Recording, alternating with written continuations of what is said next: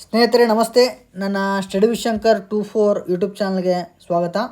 K A ಇತ್ತೀಚೆಗೆ ನಡೆಸಿದಂತಹ BWSS GK ಪ್ರಶ್ನೆ ಪತ್ರಿಕೆಯ ಕೆಲವು ಪ್ರಶ್ನೆಗಳನ್ನು ಇಂದಿನ ತರಗತಿಯಲ್ಲಿ ನಾವು ಡಿಸ್ಕಷನ್ ಮಾಡೋಣ. ಬನ್ನಿ ಸ್ನೇಹಿತರೆ, ಚರ್ಚೆಯನ್ನು ಆರಂಭಿಸೋಣ. ಮುಂಗಡ ಪತ್ರಕ್ಕೆ ಸಂಬಂಧಿಸಿದಂತೆ ಈ ಕೆಳಗಿನ ಹೇಳಿಕೆಗಳನ್ನು ಪರಿಗಣಿಸಿ ಮತ್ತು ಸರಿಯಾದ ಉತ್ತರವನ್ನು ನೀಡಲಾದ ಸಂಕೇತಗಳನ್ನು ಆಧರಿಸಿ ಬರೆಯಿರಿ ಅಂತ ಪ್ರಶ್ನೆಯನ್ನು ಕೇಳಿದ್ದಾನೆ. ಮುಂಗಡ ಪತ್ರವು ಲ್ಯಾಪ್ಸ್ ಸಿಸ್ಟಮ್ ನಿಯಮ ವ್ಯವಸ್ಥೆಯನ್ನು ಒಳಗೊಂಡಿರುತ್ತದೆ. ಹೌದು, ಸರಿಯಾಗಿದೆ.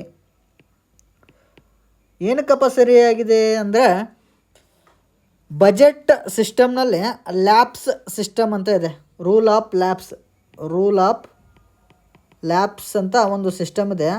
ಅದರ ಪ್ರಕಾರ ಒಂದು ಹಣಕಾಸು ವರ್ಷದಲ್ಲಿ ನಿರ್ದಿಷ್ಟ ಇಲಾಖೆಗೆ ಮಂಜೂರಾದ ಹಣವನ್ನು ಆ ವರ್ಷದ ಅಂತ್ಯದೊಳಗೆ ಬಳಸದೇ ಇದ್ದರೆ ಆ ಹಣವು ಸ್ವಯಂಚಾಲಿತವಾಗಿ ಏನಾಗ್ತದೆ, ರದ್ದಾಗ್ತದೆ. ಇದಕ್ಕೆ ರೂಲ್ ಆಫ್ ಲ್ಯಾಪ್ಸ್ ಅಂತ ಕರೀತಾರೆ. ಇದು ಬಜೆಟ್ ವ್ಯವಸ್ಥೆಯಲ್ಲಿ ಬರುವಂಥದ್ದು. ಇನ್ನು ಒಂದು ಆರ್ಥಿಕ ವರ್ಷಕ್ಕೆ ನೀಡಿದ ಹಣವನ್ನು ಮುಂದಿನ ಆರ್ಥಿಕ ವರ್ಷದಲ್ಲಿ ಬಳಸಬಹುದು ಅನ್ನೋದು ತಪ್ಪು. ಒಂದು ಆರ್ಥಿಕ ವರ್ಷದಲ್ಲಿ ಬಂದಂಥ ಹಣವನ್ನು ಅದೇ ವರ್ಷದಲ್ಲಿ ಏನು ಮಾಡಬೇಕು, ಖರ್ಚು ಮಾಡಬೇಕು.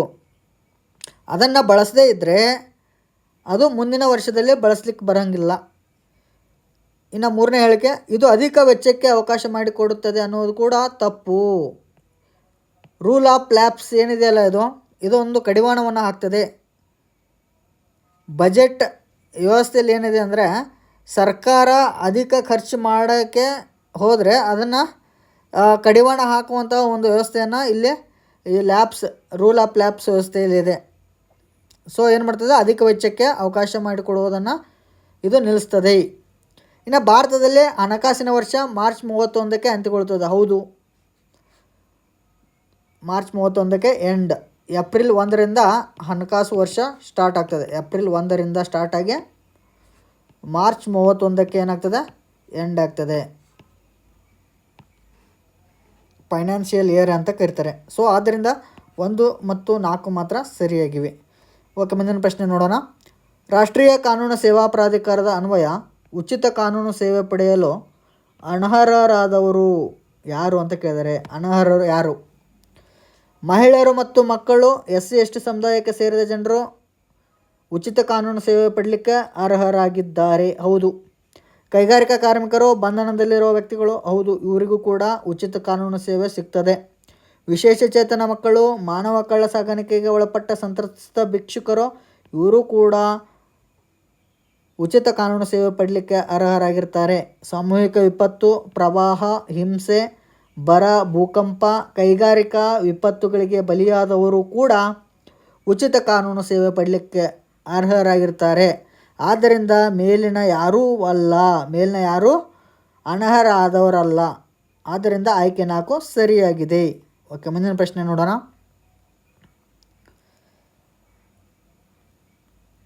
ಭಾರತದ ಪ್ರಧಾನಮಂತ್ರಿಗೆ ಸಂಬಂಧಪಟ್ಟ ಹೇಳಿಕೆಗಳನ್ನು ಪರಿಶೀಲಿಸಿ ಯಾವ ಹೇಳಿಕೆ ಸರಿಯಾಗಿದೆ ಎಂಬುದನ್ನು ಸಂಕೇತಗಳನ್ನು ಆರಿಸಿ ಬರೆಯಿರಿ ಅಂತ. ಹೇಳಿಕೆ 1 ನೋಡೋಣ. ಭಾರತದ ರಾಷ್ಟ್ರಪತಿ ಪ್ರಧಾನಮಂತ್ರಿಯನ್ನು ಚುನಾಯಿಸುತ್ತಾರೆ ಅನ್ನೋದು ತಪ್ಪು. ರಾಷ್ಟ್ರಪತಿಗಳು ಪ್ರಧಾನಮಂತ್ರಿಯನ್ನು, ಪ್ರೈಮ್ ಮಿನಿಸ್ಟರನ್ನು ನೇಮಕ ಮಾಡ್ತಾರೆ ಅಷ್ಟೇ, ಅವರನ್ನು ಚುನಾಯಿಸೋಕ್ಕೆ ಬರಂಗಿಲ್ಲ. ಇನ್ನು ಸಚಿವರನ್ನು ವಜಾಗೊಳಿಸಲು ರಾಷ್ಟ್ರಪತಿಯವರಿಗೆ ಪ್ರಧಾನಮಂತ್ರಿ ಸಲಹೆ ಕೊಡ್ತಾರೆ. ಹೌದು, ಸರಿ. ಸಚಿವರನ್ನು ವಜಾ ಮಾಡಲಿಕ್ಕೆ ರಾಷ್ಟ್ರಪತಿಗಳಿಗೆ ಏನು ಮಾಡ್ತಾರೆ, ಸಲಹೆಯನ್ನು ಕೊಡ್ತಾರೆ. ಯಾರು? ಪ್ರಧಾನಮಂತ್ರಿ.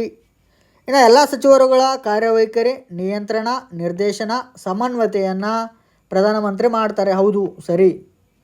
ಯಾರನ್ನು ಸಚಿವರನ್ನಾಗಿ ನೇಮಿಸಬೇಕೆಂದು ಪ್ರಧಾನಮಂತ್ರಿಯವರು ಶಿಫಾರಸನ್ನು ಮಾಡ್ತಾರೆ. ಹೌದು, ಸರಿಯಾಗಿದೆ. ಆದ್ದರಿಂದ BCD ಸರಿಯಾಗಿದೆ. ಆಯ್ಕೆ 2 BCD ಸರಿಯಾಗಿದೆ. ಓಕೆ, ಮುಂದಿನ ಪ್ರಶ್ನೆ ನೋಡೋಣ. ಭಾರತದ ಉಪರಾಷ್ಟ್ರಪತಿಗಳಿಗೆ ಸಂಬಂಧಿಸಿದ ಕೆಳಗಿನ ಯಾವ ಹೇಳಿಕೆಗಳು ತಪ್ಪಾಗಿವೆ? ಸಂಸತ್ತಿನ ಚುನಾಯಿತ ಸದಸ್ಯರು ಮಾತ್ರ ಅವರ ಚುನಾವಣೆಯಲ್ಲಿ ಮತ ಚಲಾಯಿಸುತ್ತಾರೆ ಅನ್ನೋದು ತಪ್ಪು.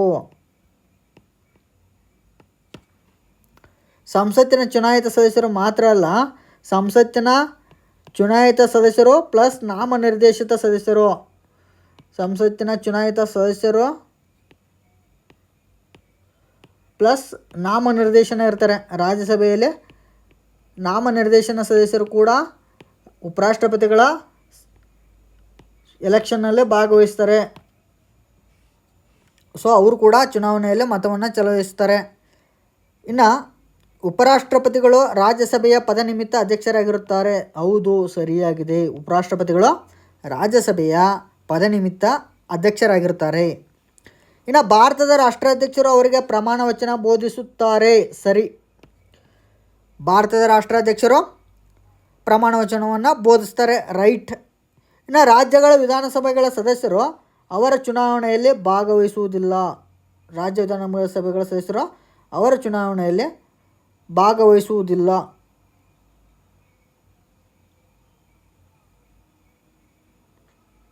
ಹೌದು, ಇದು ಕೂಡ ತಪ್ಪು.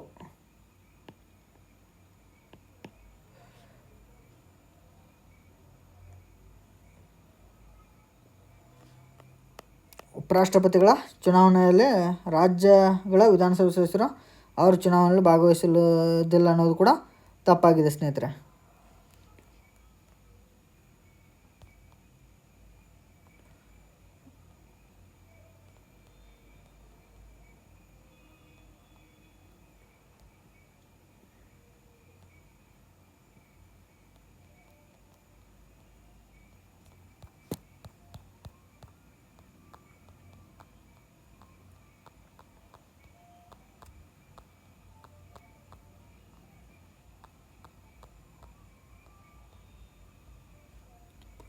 ಆಯ್ಕೆ 1 ಮಾತ್ರ ಸಂಸತ್ತಿನ ಚುನಾಯಿತ ಸದಸ್ಯರು ಮಾತ್ರ ಅವರ ಚುನಾವಣೆಯಲ್ಲಿ ಮತ ಚಲಾಯಿಸುತ್ತಾರೆ ಅನ್ನೋದು ತಪ್ಪು. ಓಕೆ, ಹೌದು, ಇದು ರಾಜ್ಯಗಳ ವಿಧಾನಸಭೆ ಸದಸ್ಯರು ಅದರಲ್ಲಿ ಅವರ ಎಲೆಕ್ಷನಲ್ಲೇ ಭಾಗವಹಿಸೋಂಗಿಲ್ಲ. ಓಕೆ, ಆಯ್ಕೆ 1 ಮಾತ್ರ ತಪ್ಪಾಗಿರುವಂಥದ್ದು. ಓಕೆ, ಮುಂದಿನ ಪ್ರಶ್ನೆ ನೋಡೋಣ. ಕೊಟ್ಟಿರುವ ಹೇಳಿಕೆಗಳನ್ನು ಪರಿಗಣಿಸಿ. ಅಡ್ವೊಕೇಟ್ ಜನರಲ್ರವರು ರಾಜ್ಯದ 2 ಶಾಸನಸಭೆಗಳಲ್ಲಿ ಮಾತನಾಡುವ ಹಕ್ಕನ್ನು ಹೊಂದಿದ್ದಾರೆ. ಹೌದು, ಸರಿ. ಅಡ್ವೊಕೇಟ್ ಜನರಲ್ ರಾಜ್ಯದ 2 ಶಾಸನಸಭೆಗಳಲ್ಲಿ ಮಾತನಾಡುವ ಹಕ್ಕನ್ನು ಹೊಂದಿದ್ದಾರೆ. ಹೌದು. ಅಡ್ವೊಕೇಟ್ ಜನರಲ್ರವರು ರಾಜ್ಯ ವಿಧಾನಸಭೆಯಲ್ಲಿ ಮಾತ್ರ ಮತದಾನ ಮಾಡುವ ಹಕ್ಕನ್ನು ಹೊಂದಿದ್ದಾರೆ.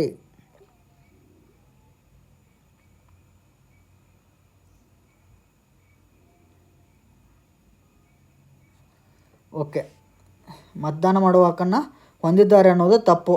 ಮತದಾನ ಮಾಡುವ ಹಕ್ಕಿಲ್ಲ ಅವರಿಗೆ, ಮತದಾನ ಮಾಡುವ ಹಕ್ಕಿಲ್ಲ.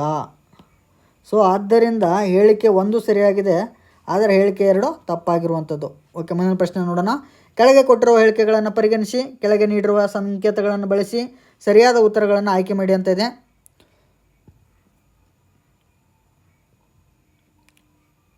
ಮೂಲ ಸಂವಿಧಾನವು ನ್ಯಾಯಮಂಡಳಿಗಳಿಗೆ ಅವಕಾಶವನ್ನು ಒಳಗೊಂಡಿತ್ತು.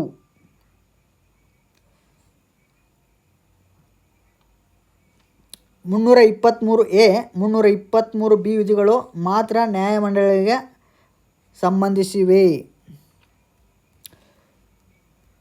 323B ವಿಧಿಯು ಆಡಳಿತಾತ್ಮಕ ನ್ಯಾಯಮಂಡಳಿ ಬಗ್ಗೆ ವ್ಯವಹರಿಸುತ್ತದೆ.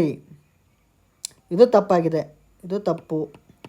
1970ರ 42ನೇ ತಿದ್ದುಪಡಿ ಕಾಯ್ದೆ, 1985ರ ಆಡಳಿತಾತ್ಮಕ ನ್ಯಾಯಮಂಡಳಿ ಕಾಯ್ದೆಯು 323A ಮತ್ತು 323B ವಿಧಿಗಳಿಗೆ ಸಂಬಂಧಿಸಿದೆ. ಹೌದು, ABD ಸರಿಯಾಗಿರುವಂಥದ್ದು. ಆದ್ದರಿಂದ ಆಯ್ಕೆ 2 ಸರಿಯಾಗಿದೆ. ಓಕೆ, ಮುಂದಿನ ಪ್ರಶ್ನೆ ನೋಡೋಣ. ಮೂಲಭೂತ ಹಕ್ಕುಗಳಿಗೆ ಸಂಬಂಧಿಸಿದ ಯಾವ ಹೇಳಿಕೆಗಳು ಸರಿಯಾಗಿವೆ?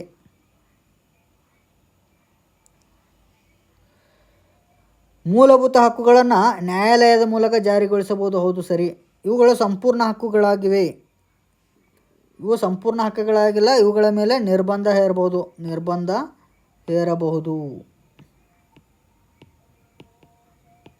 ರಾಷ್ಟ್ರೀಯ ತುರ್ತು ಪರಿಸ್ಥಿತಿಯ ಸಂದರ್ಭದಲ್ಲಿ ಕೆಲವನ್ನು ಹೊರತುಪಡಿಸಿ ಉಳಿದವುಗಳನ್ನು ರದ್ದುಪಡಿಸಬಹುದು. ಹೌದು, ಇದು ಕೂಡ ಸರಿಯಾಗಿದೆ. ಅವುಗಳನ್ನು ಕೇವಲ ಭಾರತೀಯ ನಾಗರಿಕರಿಗೆ ಮಾತ್ರ ದೊರೆಯುತ್ತದೆ ಅನ್ನೋದು ಕೂಡ ತಪ್ಪು. ಕೆಲವು ಮೂಲಭೂತ ಹಕ್ಕುಗಳು ವಿದೇಶಿಯರಿಗೂ ಕೂಡ ಲಭ್ಯವಿವೆ. ವಿದೇಶಿಯರಿಗೂ ಕೂಡ ಕೆಲವು ಮೂಲಭೂತ ಹಕ್ಕುಗಳು ಕೊಟ್ಟಿದ್ದಾರೆ. ಓಕೆ, ಆದ್ದರಿಂದ A ಮತ್ತು C ಮಾತ್ರ ಸರಿಯಾದ ಹೇಳಿಕೆಗಳು. ಇನ್ನು ಮುಂದಿನ ಪ್ರಶ್ನೆ ನೋಡೋಣ. ಚುನಾವಣಾ ಸುಧಾರಣೆಗಳಿಗೆ ಸಂಬಂಧಿಸಿದಂತೆ ಈ ಕೆಳಗಿನ ಸಮಿತಿಗಳನ್ನು ಪರಿಗಣಿಸಿ ಅಂತ ಇದೆ. ಸ್ಥಾಪನೆಯಾದ ವರ್ಷವನ್ನು ನಾವು ಬರ್ಕೋಬೇಕು ಸ್ನೇಹಿತರೆ. ತಾರಕುಂಡೆ ಸಮಿತಿ ಇದು 1974ರಲ್ಲಿ ರಚನೆ ಆಯಿತು. 74 ತಾರಕುಂಡೆ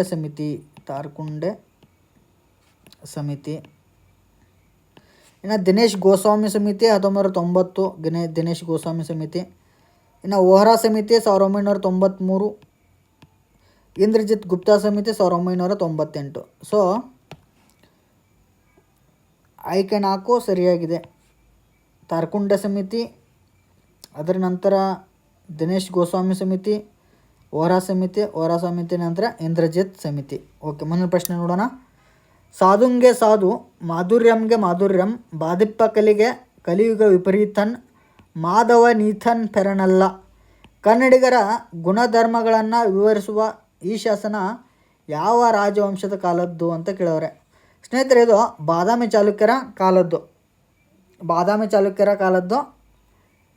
ಪ್ರಸಿದ್ಧ ಕಪ್ಪೆ ಅರಭಟ್ಟನ ಸಾಲುಗಳು ಇವೆಲ್ಲ. ಯಾರ್ದು? ಕಪ್ಪೆ ಅರಭಟ್ಟನ ಶಾಸನದ ಸಾಲುಗಳು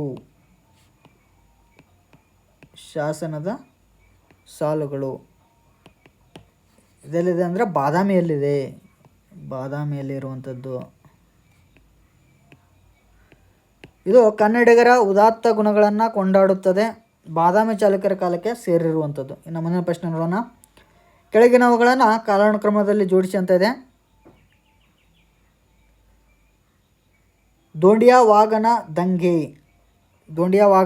ನಡೆದಿದ್ದು 1799ರಿಂದ 1800ರಲ್ಲಿ ನಡೀತದೆ. ದೋಂಡಿಯಾ ವಾಗನ ದಂಗೆ. ಕಿತ್ತೂರು ರಾಣಿ ಚೆನ್ನಮ್ಮನ ದಂಗೆ 1824ರಲ್ಲಿ ನಡೀತದೆ. ಸಂಗೊಳ್ಳಿ ರಾಯಣ್ಣನ ದಂಗೆ 1829ರಲ್ಲಿ ನಡೀತದೆ. ಹಲಗಲಿ ಬೇಡರ ದಂಗೆ 1857ರಲ್ಲಿ ನಡೀತದೆ. ಸೊ ಆದ್ದರಿಂದ ಆಯ್ಕೆ 4 ಸರಿಯಾಗಿದೆ.